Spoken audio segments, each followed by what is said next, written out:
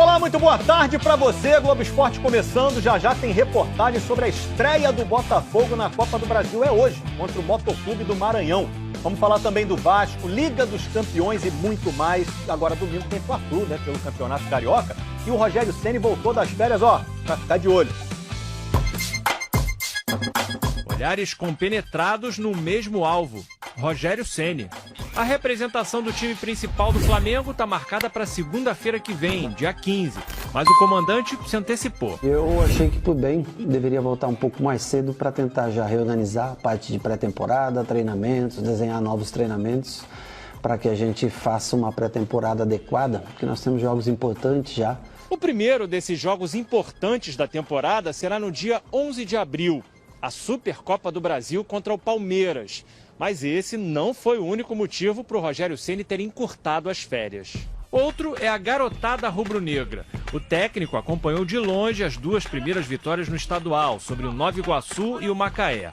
A ideia agora é observar o dia a dia dos jovens da base que ele ainda não conhece. Eu já vou participar dessa semana inteira de treinamentos, olhar treinamentos, acompanhar o treinamento que o Maurício vem fazendo, poder, como hoje, já discutir alguma situação de jogo. Com o vice de futebol Marcos Braz, o papo é sobre reforços. O Flamengo busca mais um goleiro, um meia que possa jogar como volante ou armador e um atacante de lado de campo. Para a lateral direita, o clube segue em negociação com Rafinha. Por enquanto, a única novidade no elenco é o zagueiro Bruno Viana, que estava no Braga, de Portugal, e foi contratado por empréstimo. Isso aí, o Rogério antecipou em uma semana, né, a volta dele. É um cara que já é conhecido por ser um workaholic, é o cara que fica ali no CT o dia inteiro.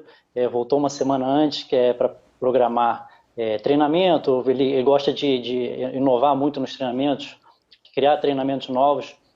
Então vai aproveitar essa semana para isso também, fazer planejamento de pré-temporada, pensar também já em Supercopa do Brasil, dia 11 de abril, tem um jogo importante. Então ele aproveitou para isso e também para acompanhar os treinamentos do Maurício Souza. Falou que viu esses dois jogos do Flamengo no Carioca, as duas vitórias da garotada.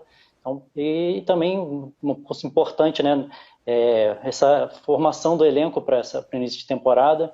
O Flamengo já contratou o Bruno Viana, o zagueiro Bruno Viana, ainda quer um goleiro, e um volante e um atacante pelos lados. Um goleiro porque o Diego Alves teve muitos problemas físicos nessa temporada, o contrato dele é só até o fim do ano, então o Flamengo entende que precisa ter mais um goleiro experiente, já que o Hugo, apesar de ter um potencial enorme, é considerado que ele não está pronto ainda para assumir essa posição de titular, se for necessário, numa eventual ausência do Diego Alves. Pedrinho, então, portanto, como disse o Fred aí, um goleiro, um meia, né, versátil, que saiba também atuar como volante, quanto na armação, fazendo as duas, uma ponte entre nisso. Hoje eu tô que tô. E um atacante. Não, eu mesmo fico me cornetando. O Rafa falou, você mesmo fica se cornetando. De vez em quando eu dou uma cornetada em mim mesmo, faz parte, a gente tem que ter autocrítica. Pedrinho, essas posições... São contratações... Isso que eu ia te perguntar, sobre essas posições que você acha que... São contratações pontuais, assim, e a questão do Diego Alves era óbvio, né? E meio campo, eu acho que até pela possibilidade dele continuar usando o Arão na zaga e tendo um Diego como segundo, ele pode realmente ter um desgaste maior e aí você precisa de um cara à altura para fazer essa função tanto de marcar como de jogar. E o atacante de beirada eu acho que é uma necessidade, porque muitas vezes o Flamengo usou muito a velocidade como um ponto forte. O Rogério, no próprio Fortaleza, usou isso. E alguns jogadores que foram contratados, pelo menos pelo lado direito ali, não deram a resposta, né? O Vitinho não deu uma resposta muito boa, apesar de ser bom jogador. O Michael, que teve destaque no Goiás, e até na contratação, eu lembro que eu estava num programa, acho que com o Rafa, a gente falando sobre o Michael, e eu até comentei, cara, eu acho que o Michael vai ter um pouco de dificuldade, porque o Flamengo joga muito dentro do campo do adversário. Se o Flamengo usar mais o contra-ataque, ele vai ser mais útil. Mas o Flamengo usou pouco o contra-ataque, mais na chegada do Rogério agora, que o Flamengo, em algumas vezes, antes dessa reta final, né, antes de chegar esse processo de mudança, lá naquele jogo contra o Sport, que o Rogério mudou e jogou muito mais dentro do campo do adversário. Mas antes disso, ele estava usando muito mais o contra-ataque e mesmo assim esses jogadores não deram a resposta. Então, eu acho que o Flamengo está naquele equilíbrio que a gente falou. Ele passou pelo processo e agora ele está no equilíbrio. Financeiramente ele está tranquilo, ele vai lá, detecta onde ele acha realmente que ele precisa e pontua na contratação. Pensando nessas posições, Rafa, goleiro, meio-campo, atacante, você acha que goleiro seria a posição que está ali piscando, de certa forma, um pouco aquela luz de emergência, pensando, porque o César seria emprestado para o Atlético Goianiense, mas aí lesionou, vai ficar de 6 a 8 meses parado. Tem a questão física também do Diego Alves. E o Hugo, eles pensam para o futuro. A questão do goleiro é que é uma posição muito particular, né? Você tem a sua lista de atletas e se ela ruir na sequência da temporada, não tem para onde correr, né? Contratar um meia que tenha funções defensivas, sim, um Diego ou um Gerson, você adapta no elenco, né? O próprio Diego, né? Exato. Então eu acho mais fácil administrar as questões com jogadores de linha. O Flamengo passou algum tempo, por exemplo, quando o Rafinha ainda era o titular indiscutível na direita, era a maior defasagem quando a gente falava de time titular e reserva, né? O seu lateral direito reserva, falando do João Lucas, falando do Mateuzinho, tinha uma distância grande para o Rafinha naquela época. O restante do elenco era mais equilibrado. Mas eu acho que chega nesse ponto que o Pedrinho falou. Eu entendo o gol como uma preocupação, a gente tem a questão do César operado, então você perde uma terceira opção que tem um lastro, tem uma experiência, já teve períodos como titular até dentro do clube. E tem no Hugo Souza um reserva à altura do Diego, projetando o futuro, mas que talvez não vale a pena você marcar muito ferrenhamente o presente dele. Se não tiver uma regularidade com sequência de jogos, então a parte física, cada um deles tem um peso, né? Um é ausência por lesão, um tem uma parte física preocupante, o outro tem um processo de crescimento mesmo, de falha, de aprendizagem, de sequência, e eu entendo a busca.